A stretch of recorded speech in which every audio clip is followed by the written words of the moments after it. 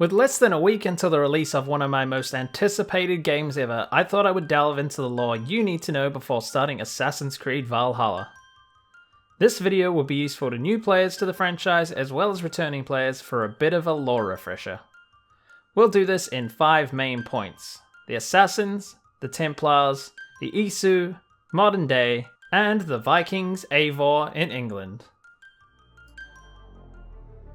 The Assassins. The Assassin's Brotherhood is an ancient order that was originally started as the Hidden Ones in 47 BCE by an Egyptian Medjay or policeman and his wife. In Valhalla, the Assassins will be referred to as the Hidden Ones as it is set in 873 CE and did not become known as the Assassin Brotherhood or Assassin Order until 1090 CE. The Assassins are still around in the present day and will be explained later in this section.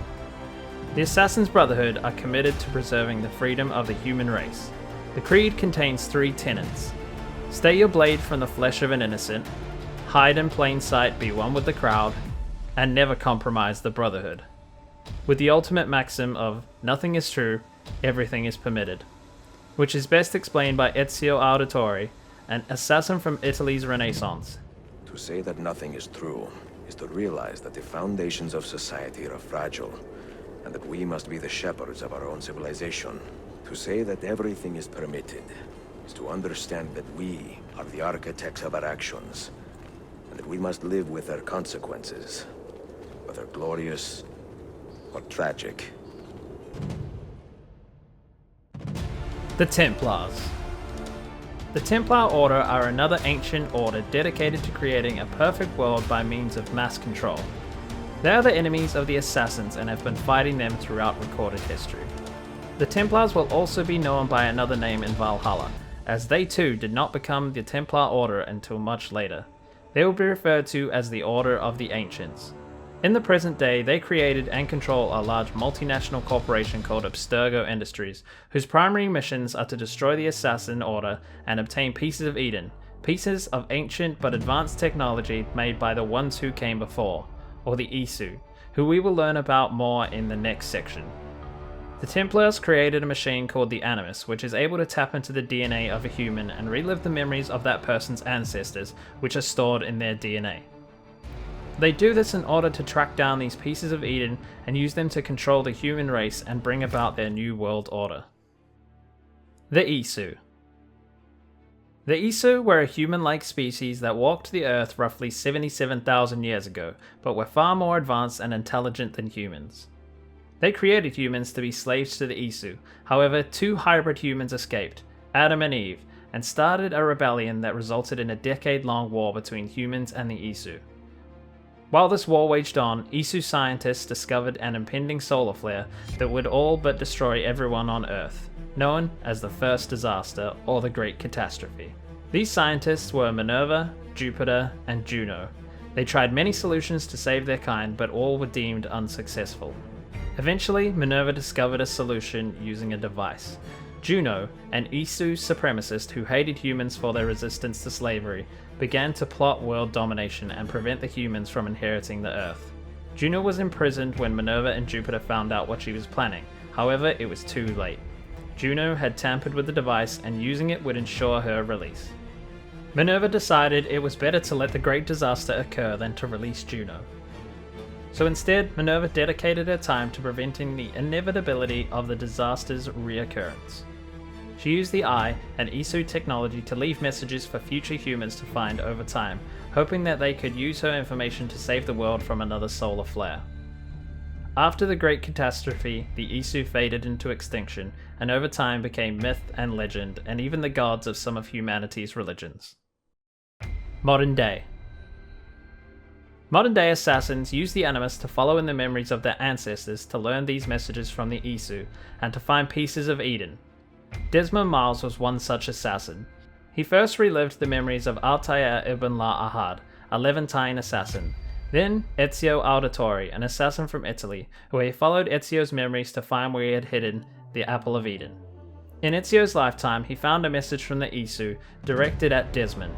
The message was from Minerva, speaking through Ezio's memories to Desmond through the Animus.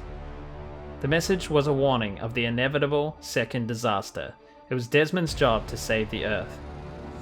The rest is up to you, Desmond.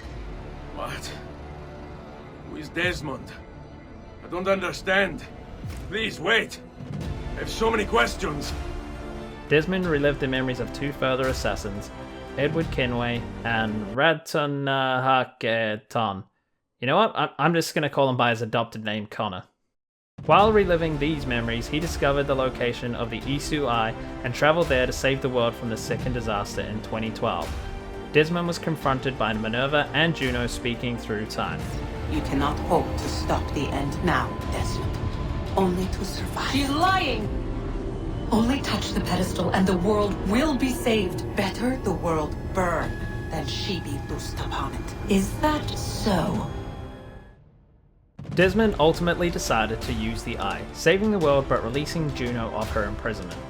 Juno escaped and became the leader of the Instruments of the First Will, a cult dedicated to reviving their Isu overlords as they worshipped them like deities.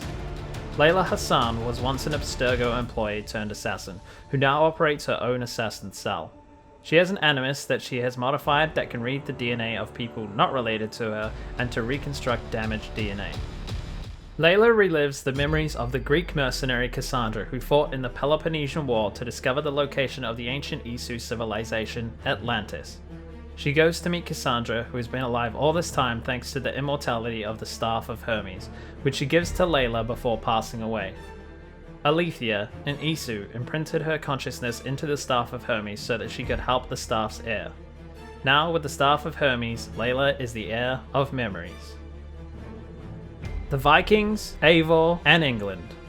Layla will be the assassin you play in Valhalla, reliving the memories of Eivor, a 9th century Viking war chief of the Raven clan. Before leaving Norway, Eivor will meet Basim, a member of the Hidden Ones from Constantinople. Basim will lead Eivor down a path to becoming a member of the Hidden Ones, an assassin, and fighting against the Order of the Ancients. In 873 CE, Eivor and their clan left Norway to sail to England, as Eivor was fed up with the constant wars and diminishing resources of Norway. Eivor's mission was to find a place for their people to live and thrive. The search for a new home will lead them all over England through the four kingdoms: Mercia, East Anglia, Northumbria, and Wessex. However, your settlement will be vital to the survival and victory over England. Eivor will need to make allies, assassinate targets, and attack enemies in battle in order to achieve their goal.